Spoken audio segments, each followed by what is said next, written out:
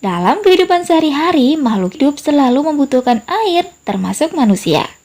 Kita sangat membutuhkan air bersih untuk berbagai kegiatan, antara lain minum, mandi, mencuci, memasak, dan sebagainya. Salah satu ciri air bersih adalah tidak tercemar. Bagaimana air dikatakan tercemar? Air dikatakan tercemar apabila air itu sudah berubah, baik warna, bau, maupun rasanya. Pencemaran air yaitu masuknya makhluk hidup, zat, energi, atau komponen lain ke dalam air. Akibatnya, kualitas air turun sampai ke tingkat tertentu yang menyebabkan air tidak berfungsi lagi sesuai dengan peruntukannya.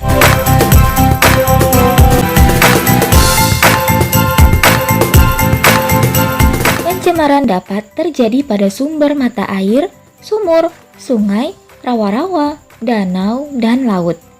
Bahan pencemaran air dapat berasal dari limbah industri, limbah rumah tangga, dan limbah pertanian. Yang pertama, limbah industri.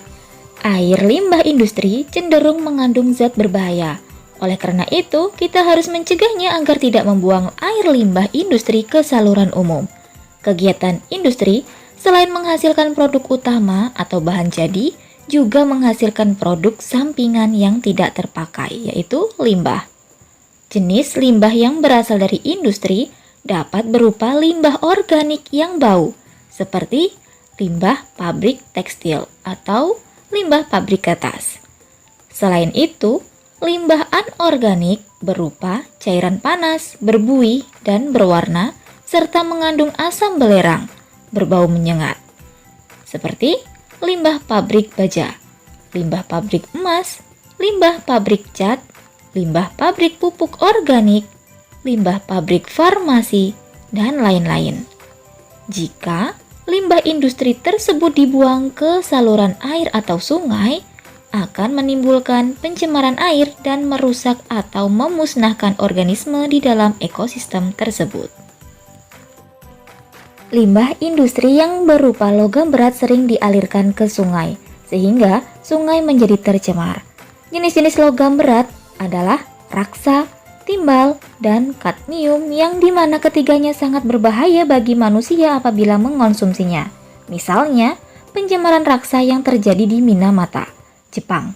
Para nelayan di sekitar Teluk Minamata memakan ikan yang tercemar raksa. Akibatnya, mereka mengalami kerusakan saraf yang disebut penyakit Minamata. Lebih dari 80 orang yang meninggal akibat penyakit ini. Limbah rumah tangga. Limbah rumah tangga merupakan limbah yang berasal dari hasil samping kegiatan perumahan, seperti limbah rumah tangga, pasar, perkantoran, rumah penginapan atau hotel, rumah makan, dan puing-puing bahan bangunan serta besi-besi tua bekas mesin-mesin atau kendaraan. Limbah rumah tangga dapat berasal dari bahan organik, anorganik, maupun bahan berbahaya dan beracun. Limbah organik adalah limbah seperti kulit buah sayuran, sisa makanan, kertas, kayu, daun, dan berbagai bahan yang dapat diuraikan oleh mikroorganisme. Limbah yang berasal dari anorganik antara lain besi, aluminium, plastik, kaca, kaleng bekas cat, dan minyak wangi. Di perairan, sampah mengalami proses penguraian oleh mikroorganisme. Akibatnya, kandungan oksigen dalam perairan juga menurun. Menurunnya kandungan oksigen dalam perairan akan merugikan kehidupan biota di dalamnya. Limbah pertanian. Air limbah pertanian sebenarnya tidak menimbulkan dampak negatif pada lingkungan. Namun, dengan digunakannya fertilizer sebagai pestisida yang kadang-kadang dilakukan secara berlebihan, sering menimbulkan dampak negatif pada keseimbangan ekosistem air. Pada sektor pertanian juga dapat terjadi pencemaran air, terutama akibat dari penggunaan pupuk dan bahan kimia pertanian tertentu, seperti insektisida dan herbisida. Limbah bahan berbahaya dan beracun antara lain timbul akibat adanya kegiatan pertanian. Kegiatan pertanian biasanya menggunakan obat-obatan pembasmi hama penyakit seperti pestisida, misalnya insektisida. Selain itu, kegiatan pertanian menggunakan pupuk, misalnya urea.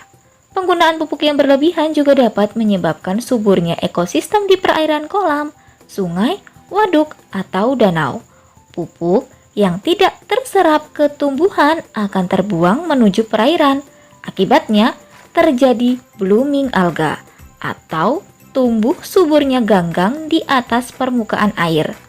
Tanaman ganggang ini dapat menutupi seluruh permukaan air, sehingga mengurangi kadar sinar matahari yang masuk ke dalam perairan tersebut. Akibatnya, proses fotosintesis fitoplankton terganggu dan kadar oksigen yang terlarut di dalam air menurun, sehingga merugikan makhluk hidup lain yang berada di dalamnya. Air limbah yang tidak dikelola dengan baik akan menimbulkan dampak yang tidak menguntungkan bagi lingkungan, seperti hal-hal berikut. Yang pertama, penurunan kualitas air. Pembuangan bahan tercemar secara langsung ke dalam perairan dapat menyebabkan terjadinya pencemaran pada perairan tersebut. Misalnya, pembuangan limbah organik dapat menyebabkan peningkatan mikroorganisme atau kesuburan tanaman air, sehingga menghambat masuknya cahaya matahari ke dalam air. Hal ini menyebabkan berkurangnya kandungan oksigen terlarut dalam air, sehingga mengganggu keseimbangan ekosistem di dalamnya. Dampak yang kedua, gangguan kesehatan. Air limbah yang tidak dikelola dengan baik akan menimbulkan berbagai penyakit. Tidak menutup kemungkinan di dalam air limbah tersebut mengandung virus dan bakteri yang menyebabkan penyakit. Air limbah juga dapat digunakan sebagai sarang nyamuk dan lalat yang dapat membawa atau vektor penyakit tertentu. Yang ketiga, pemekatan hayati. Apabila suatu perairan tercemar oleh bahan beracun, maka bahan beracun tersebut dapat meresap ke dalam tubuh alga atau mikroorganisme lainnya. Selanjutnya, hewan-hewan kecil atau zooplankton akan memakan alga tersebut. Kemudian, zooplankton akan dimakan oleh ikan-ikan kecil dan ikan-ikan besar akan memakan ikan yang kecil. Apabila ikan-ikan besar tersebut ditangkap oleh manusia dan dimakan, maka bahan beracun tersebut akan masuk ke dalam tubuh manusia. Zooplankton yang makan alga tidak hanya satu, tetapi banyak sel alga. Dengan demikian, zooplankton tersebut sudah mengandung bahan beracun yang banyak. Demikian juga halnya dengan ikan kecil yang memakan zooplankton dan ikan besar yang memakan ikan kecil tidak hanya satu. Makin banyak memakan ikan-ikan kecil, makin banyak bahan tercemar yang masuk ke tubuh ikan besar. Yang keempat, mengganggu pemandangan. Kadang-kadang air limbah mengandung polutan yang tidak mengganggu kesehatan dan ekosistem, tetapi mengganggu pemandangan kota. Meskipun air yang tercemar tidak menimbulkan bau, perubahan warna air mengganggu pandangan mata kita. Hal ini tentu mengganggu kenyamanan dan keasrian kota. Yang kelima, mempercepat proses kerusakan benda. Ada sebagian air limbah yang mengandung zat yang dapat diubah oleh bakteri anaerob menjadi gas yang dapat merusak seperti H2S. Gas ini dapat mempercepat proses perkaratan pada besi. Agar terhindar dari hal-hal di atas, sebaiknya sebelum dibuang, air limbah harus diolah terlebih dahulu dan memenuhi ketentuan baku mutu air limbah. Pengolahan limbah bertujuan untuk menetralkan air dari bahan-bahan tersuspensi dan terapung, menguraikan bahan organik biodegradable, yakni bahan organik yang dapat terurai oleh aktivitas manusia, meminimalkan bakteri patogen, serta memperhatikan estetika dan lingkungan. Pengolahan air limbah dapat dilakukan sebagai berikut. Yang pertama, pembuatan kolam stabilisasi. Dalam kolam stabilisasi, air limbah diolah secara alamiah untuk menetralisasi zat-zat pencemar sebelum air limbah dialirkan ke sungai. Kolam stabilisasi yang umum digunakan adalah kolam anaerobik, kolam fakultatif atau pengolahan air limbah yang tercemar bahan organik pekat, dan kolam maturasi atau pemusnahan mikroorganisme patogen. Kolam stabilisasi ini dapat digunakan oleh semua kalangan karena mudah memilikinya dan murah harganya. Yang kedua, IPAL atau instalasi pengolahan air limbah. Pengolahan air limbah ini menggunakan alat-alat khusus. Pengolahan ini dilakukan melalui 3 tahapan, yaitu primary treatment atau pengolahan pertama, secondary treatment atau pengolahan kedua, dan tertiary treatment atau pengolahan lanjutan.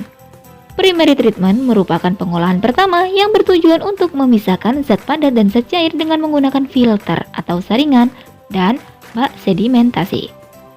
Secondary treatment merupakan pengolahan kedua yang bertujuan untuk mengoagulasikan, menghilangkan koloid, dan menstabilisasikan zat organik dalam limbah. Tertiary treatment merupakan lanjutan dari pengolahan kedua, yaitu menghilangkan nutrisi atau unsur hara, khususnya nitrat dan fosfat, serta penambahan klor untuk memusnahkan mikroorganisme patogen. Yang ketiga, pengelolaan ekskreta.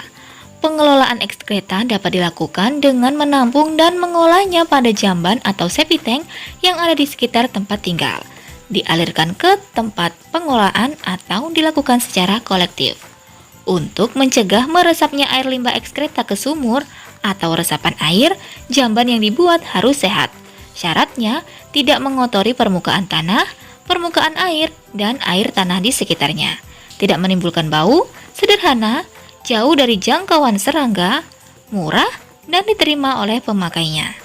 Pengelolaan ekskreta dalam septic tank dapat diolah secara anaerobik menjadi biogas yang dapat dimanfaatkan sebagai sumber gas untuk rumah tangga. Selain itu, pengelolaan ekskreta dengan tepat akan menjauhkan kita dari penyakit bawaan air.